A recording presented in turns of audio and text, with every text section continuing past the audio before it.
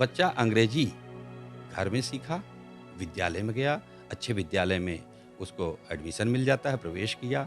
वहाँ पर जो शिक्षा-दीक्षा हुई, कहीं न कहीं शिक्षा में भी सनातन देव संस्कृति के बारे में ज़्यादा पढ़ाया नहीं गया, अध्यात्म के बारे में पढ़ाया गया नहीं, हिंदुओं के वीर योद्धाओं के बारे में बताया गया नहीं, भारतीय संस्कृति को पढ़ाया नहीं गया। जब हम उससे हट करके अगर हम शिक्षा बच्चे को देते हैं, तो वह बच्चा जब बड़ा होगा, तो वही बनेगा जो उसको बनना था। कि हम माता-पिता अपने बच्चों को अगर हम उत्तम शिक्षा संस्कार बाल्यावस्था में ही दे देते हैं, तो ये बच्चे सब कुछ मानेंगे और मानने को तैयार हैं। दोस्तों नमस्कार, मैं हूं प्रकाश चंद्र और आप देख रहे हैं इस वक्त युवा शक्ति न्यूज। हर खबर पैनी नजर। दोस्तों लगातार हम लोग जिस प्रकार से अपने विशेष कार्यक्रम शख्सियत में आपसे विभिन्न हस्तियों से लगातार रूबरू करवा रहे हैं, और आज हमारे विशेष अंक में एक और मेहमान हैं जो आपके स्क्रीन पर इस वक्त आपसे सभी दर्शकों से रूबरू हो रहे हैं। ज्योतिषाचार्य पंडित राकेश कुमार पांडे जी हैं। पंडित जी, आपका बहुत बहुत स्वागत है युवा शक्ति में। नमस्कार। यहाँ पर एक सवाल उठता है कि आजकल का जो जीवन है, आजकल का जो माहौल है, लोग कहते हैं कि मैं ये काम कर लूँगा तो मैं आनंदित हो जाऊँगा, मैं वो काम कर लूँगा तो मैं आनंदित हो जाऊँगा, मैं इतना रुपए कमा लूँगा तो मैं आनंदित हो जाऊँगा। लेकिन क्या सचमुच आनंद की तलाश में तो पूरा समाज, पूरी दुनिया, पूरी कायनात लगी हुई है, लेकिन क्या आनंद सचमुच है? कहीं पर, कहीं पहुँचने पर आनंद मिलता है क्या? निश्चित तौर पर आनंद है, और सदियों से हमारे ऋषि मुनियों ने आनंद की खोज किया है। एक होता है क्षणिक आनंद, एक होता है दीर्घकालिक आनंद, और एक है परमानंद। जब तक हम उन विषय वस्तुओं पर आनंद की खोज करेंगे जहाँ की आनंद है ही नहीं, तो हमको आनंद कैसे प्राप्त होगा? हम देखते हैं कि बहुत बड़ा से बड़ा कोई विद्वान हो, ज्ञानी हैं, बड़े से बड़े उद्योगपति हैं, धनाढ्य व्यक्ति हैं, वहाँ भी आनंद का अभाव देखते हैं। तो निश्चित तौर पर आनंद न तो उत्तम शिक्षा में है, न तो धन में है, न तो पद में है, न तो प्रतिष्ठा में है। आनंद की अनुभूति कब होती है? जब हम उसको प्राप्त करते हैं। और जैसे ही प्राप्त करते हैं, वैसे ही हमको लगता है कि नहीं नहीं, हमको अब और कुछ मिले तब आनंद आए, क्योंकि इसका जो आनंद था वह अब हमको प्राप्त हो चुका, या यह समझ में आ गया कि इसमें आनंद नहीं है। आनंद तो हमारे अंदर में है। जब तक हम अपने अंदर आनंद की खोज नहीं करेंगे, तब तक हम आनंद प्राप्त करने से वंचित रहेंगे। हर प्रकार का आनंद, आनंद ही नहीं, परमानंद हमारे अंदर में है।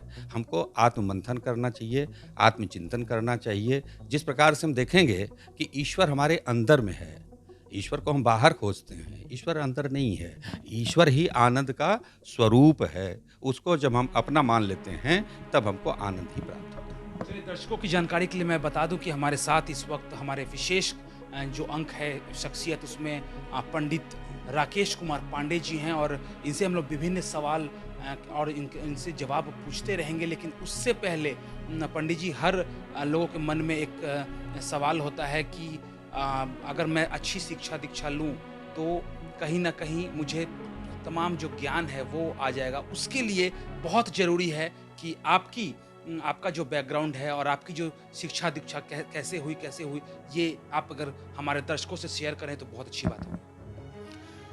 निश्चित तौर पर जब मानव का जन्म होता है, तो वह पूरी तरह से खाली होता है। वह अपने भाग्य को लेकर के इस धरती पर, और प्रारब्ध जिसको कहा गया है, वह लेकर के आता है। हम किस प्रकार के माता और पिता के द्वारा जन्म लेते हैं, किस प्रकार के हमको गुरु प्राप्त होते हैं। जैसा हम जानते हैं कि 3 को प्रत्यक्ष देवता माना गया है: मातृदेवो भव, पितृदेवो भव और आचार्य देवो भव। माता पहली देवता है और पहली गुरु भी है। सबसे पहले हम अपनी माँ के द्वारा ही कुछ बोलना, चलना फिरना सीखते हैं, इसलिए हम माता पिता और आचार्य के ऋणी कहलाते हैं। आचार्य के द्वारा हमको उत्तम शिक्षा प्राप्त होती है। जिस प्रकार से हमको शिक्षा प्राप्त होगी और अपनी शिक्षा के माध्यम से जब हम अपने लक्ष्य को निर्धारित करते हैं, उसके लिए प्रयास करते हैं, हम आगे बढ़ते हैं, तब हम जा कर के उत्तम लक्ष्य को प्राप्त करते हैं।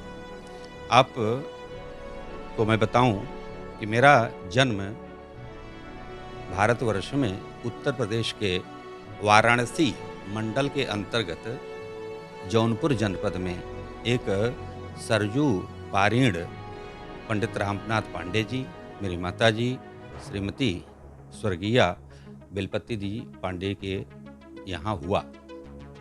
मेरा गांव बहुत ही पिछड़ा था। सरकारी विद्यालय से शिक्षा हुई।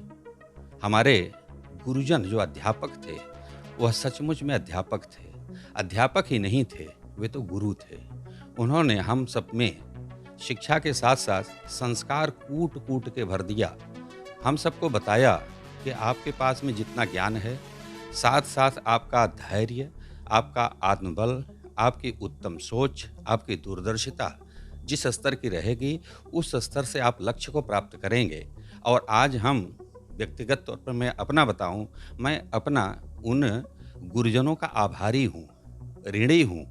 शायद मेरा सौभाग्य ही कहलाएगा कि इतने उत्तम गुरु मुझे प्राप्त हुए। उनके द्वारा दिया हुआ जो ज्ञान है, जो शिक्षा है, संस्कृति है, संस्कार है, आज हमारे कार्य आ रहा है।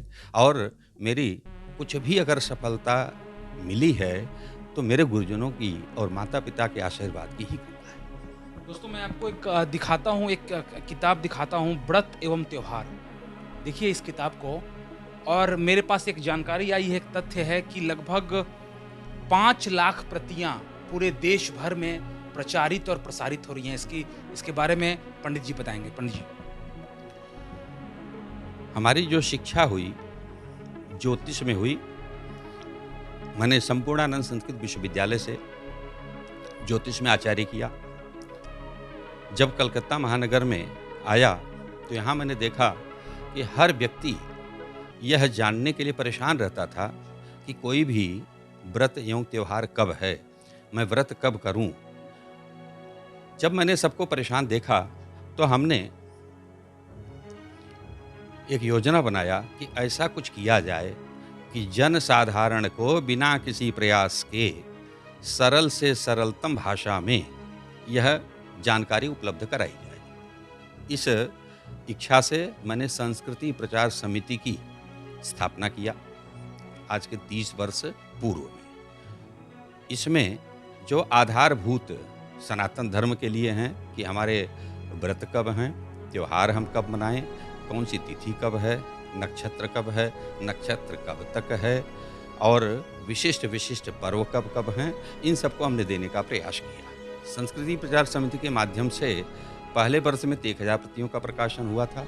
आज हम 1,51,000 प्रतियों का प्रकाशन पिछले कई वर्षों से कर रहे हैं। इसके अलावा मेरे द्वारा जो संकलित यह गणित है, यह व्रत एवं त्योहार की अन्य अनेक संस्थाओं के द्वारा, व्यापारी उद्योगपतियों के द्वारा प्रकाशित किया जाता है। और पूरे देश में, देश ही नहीं दुनिया के अनेक देशों में निःशुल्क उपलब्ध कराया जा रहा है। लोग लाभान्वित होते हैं, फ़ोन करके सूचना देते हैं, आभार व्यक्त करते हैं। बड़ी प्रसन्नता होती है, आत्मसंतोष होता है कि जब मैं इस धरती पर आया तो मुझे बहुत कुछ मिला था। कम से कम आज हम लोगों के कुछ कार्य आ सकें। मैंने पहले भी अपने दर्शकों को बताया कि वास्तुविद और ज्योतिषाचार्य राकेश कुमार पांडे जी जो हैं वो सिर्फ कोलकाता या पश्चिम बंगाल या बिहार और झारखंड नहीं बल्कि पूर्वी भारत में इनका बहुत ज़्यादा सुनाम है। और मैं एक और आपको ग्रंथ दिखाता हूँ, देवार्चन विधि प्रबंध। इस ग्रंथ को देखिए दर्शकों, और इसका भी संकलन एवं संपादन जो है ये पंडित जी करते हैं। पंडित जी, इसके बारे में कुछ दर्शकों को बताइए। यह देवार्चन विधि प्रबंध ग्रंथ को संकलन करने की इच्छा जगी जब मैं आरंभ में इस ज्योतिष और वास्तु के साथ साथ में कर्मकांड में आया। पूजा की अनेक नित्य कर्म विधियां उपलब्ध थीं, लेकिन पूर्णता कहीं नहीं दिखती थी। अधिकतर जो कर्मकांड के लिए ब्राह्मण के बच्चे आते हैं अधिकतर काफ़ी गरीब पृष्ठभूमि से होते हैं, धनाभाव होता है। मुझे भी जो पहली पुस्तक मिली थी, कहीं न कहीं से निःशुल्क उपलब्ध हुई थी। इच्छा हुई कि हम इस प्रकार का संकलन और संपादन करें। अभी तक जितने भी संकलन और संपादन विद्वानों ने किया है, बहुत बड़े-बड़े विद्वान, प्रायः सब के सब ज्ञानी थे, किंतु उनके पास में एक प्रायोगिक अनुभव नहीं संभवतः रहा, जिसके चलते कहीं न कहीं कुछ न कुछ लगता था कि इसमें हल्की-सी कुछ त्रुटि रह गई, शायद अगर और अच्छा हो सकता तो। तो हमारे सहयोगी और सब विद्वानों से परामर्श करके हमने संकलन करने की इच्छा की और इस पर आगे बढ़ा। इसमें हमने संकलन किया, सभी विद्वानों से परामर्श किया। हमारे गुरुदेव चित्रकूट तुलसी पीठाधीश्वर जगद्गुरु रामभद्राचार्य जी, उन्होंने इनका नामकरण किया।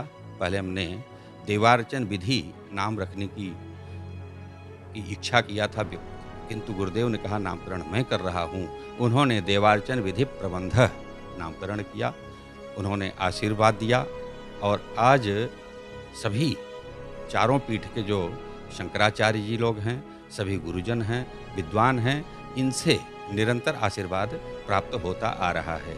यह 2 संस्करण हमारे हो चुके हैं, अब तृतीय संस्करण लाने वाले हैं।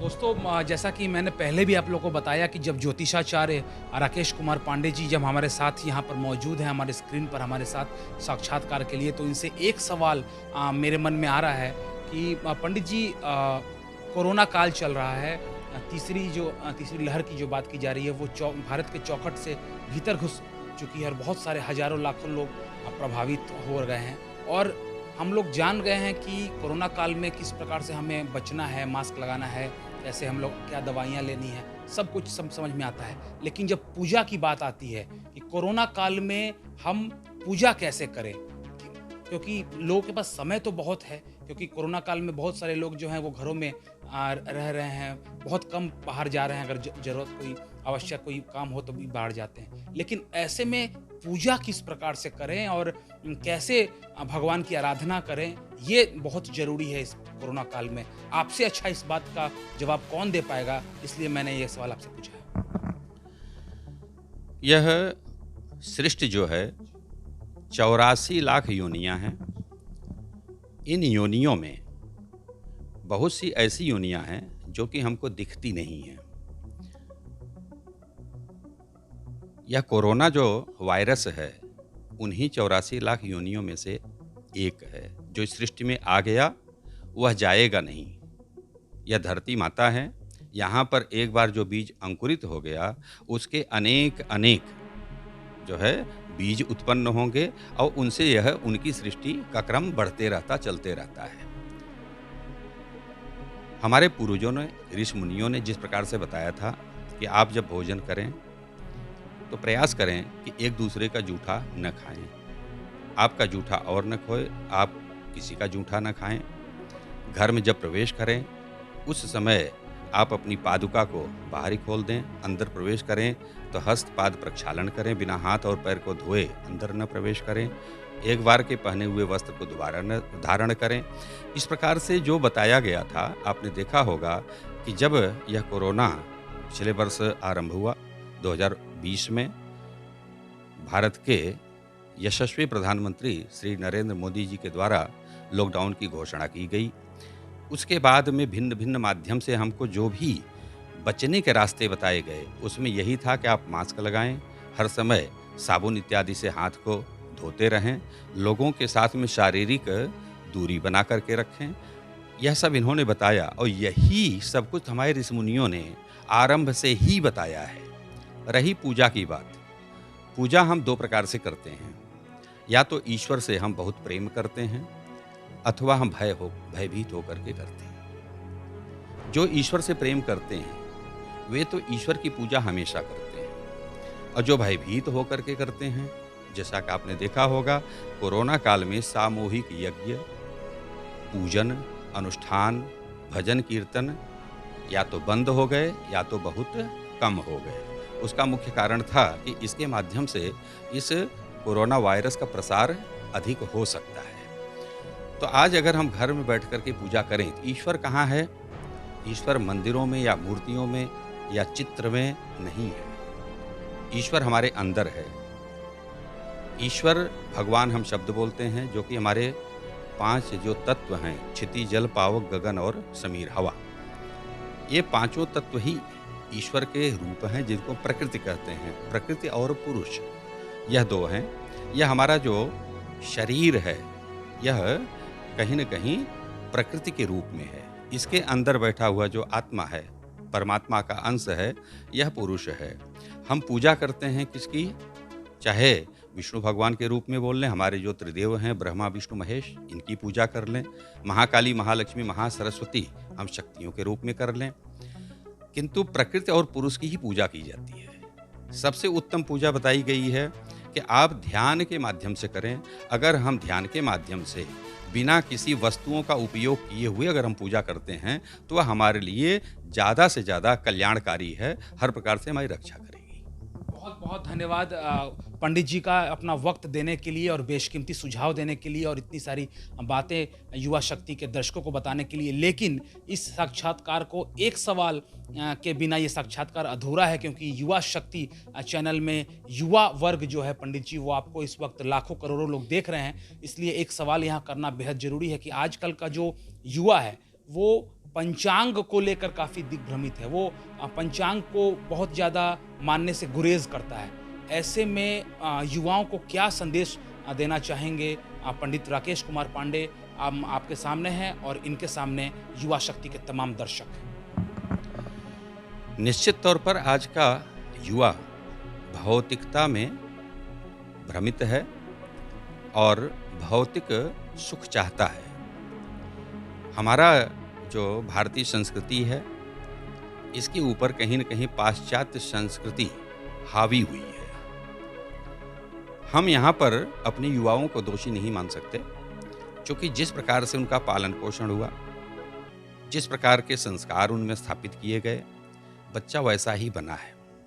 शास्त्रों में बताया गया है, लाले 5 वर्षाणि 10 वर्षाणि ताड़येत प्राप्ते तो षोडशे वर्षे मित्रवत समाचरेत। कोई भी बच्चा 5 वर्ष तक, लाले 5 वर्षाणि, वह लाल है, उस समय वह जो भी करे वह अपराध नहीं है, वह क्षम्य है, उसको क्षमा करते जाए। 10 वर्षाणि ताड़येत, जब वह 5 से 10 वर्ष की अवस्था का होता है तब तक उसको कठोर से कठोरतम अनुशासन में रखें। जब वह 16 वर्ष का हो जाए तब उसके साथ मित्रवत आचरण करें, क्योंकि उसको जो बनना था वह बन चुका है। अभी हम देखेंगे कि ज़्यादातर माताएं अपने बच्चों को अंग्रेजी माध्यम के विद्यालय में पढ़ाने के लिए कि सबसे अच्छे जो प्रतिष्ठित 4-5 विद्यालय हैं उनमें इनको दाखिला एडमिशन मिल जाए, इसके लिए बच्चे को अपनी जो मातृभाषा है उस भाषा के शब्दों को न सिखा करके प्रायः अंग्रेजी के शब्दों को ही सिखाना चाहती है। आज आप देखेंगे कि बच्चा चाहे जीवा बोल दे, जीभ बोल दे या टंग बोल दे, बच्चा जानता है कि वो क्या बोल रहा है। किंतु उसको यह बताया गया कि अगर टंग बोलते हो तो तुम ज़्यादा एडवांस हो, तुम ज़्यादा ज्ञानी कहलाओगे। बच्चा अंग्रेजी घर में सीखा, विद्यालय में गया, अच्छे विद्यालय में उसको एडमिशन मिल जाता है, प्रवेश किया, वहाँ पर जो शिक्षा दीक्षा हुई, कहीं न कहीं शिक्षा में भी सनातन देव संस्कृति के बारे में ज़्यादा पढ़ाया नहीं गया, अध्यात्म के बारे में पढ़ाया गया नहीं, हिंदुओं के वीर योद्धाओं के बारे में बताया गया नहीं, भारतीय संस्कृति को पढ़ाया नहीं गया। जब हम उससे हट करके अगर हम शिक्षा बच्चे को देते हैं तो वह बच्चा जब बड़ा होगा तो वही बनेगा जो उसको बनना था। बाद में अगर हम उसको कुछ भी समझाना चाहें तो बच्चे को नहीं समझ में आएगा। आज हम आपको बताएं कि पिछले 30 वर्षों का 32 वर्षों का मेरा जो अनुभव है, आज ढेर सारे बच्चे हैं जो कि कलकत्ता महानगर में अच्छे से अच्छे विद्यालय में उन्होंने शिक्षा प्राप्त की। आईआईटी हो, चाहे आईआईएम हो, चाहे और जो भी संस्थाएं हैं, चाहे सीए कर किए हों, सीएस किए हों, चाहे आईएएस में गए हों, सभी बच्चे आज देश के अनेक हिस्सों में, अनेक विभागों में दुनिया के अनेक देशों में आज जो दुनिया की 5 बड़ी कंपनियां हैं उनमें शीर्षस्थ पदों पर हैं और वे पंचांग को भी मानते हैं, भारतीय संस्कृति को मानते हैं, अध्यात्म को मानते हैं। कुछ भी करने से पहले सलाह लेते हैं और वे धन्यवाद भी देते हैं कि आपने व्रत एवं त्योहार के माध्यम से जो संक्षिप्त पंचांग कहना तो गलत शब्द होगा क्योंकि इसमें 5 अंग नहीं हैं। पंचांग के जो 5 अंग हैं उसमें से योग और करण व्रत एवं त्योहार में नहीं दिया गया है, किंतु संबोधन लोग पंचांग बोल करके ही करते हैं। तो ये बच्चे हमेशा धन्यवाद देते हैं कि आपने हम सब के ऊपर में बड़ा उपकार किया है, बड़ी ही सरल भाषा में बना करके। आज हमारा कर्तव्य बनता है कि हम माता पिता अपने बच्चों को अगर हम उत्तम शिक्षा संस्कार बाल्यावस्था में ही दे देते हैं तो ये बच्चे सब कुछ मानेंगे और मानने को तैयार हैं। उपकार तो पंडित जी आपने भी किया युवा शक्ति के लिए समय निकालकर और बेशकीमती सुझाव देने के लिए। इसके लिए युवा शक्ति की पूरी टीम आपकी ऋणी रहेगी। और दोस्तों आप लोग देखते रहिए युवा शक्ति न्यूज़, हर खबर पैनी नजर। अपने इलाके की खबरों को जानने के लिए युवा शक्ति चैनल को सब्सक्राइब करें।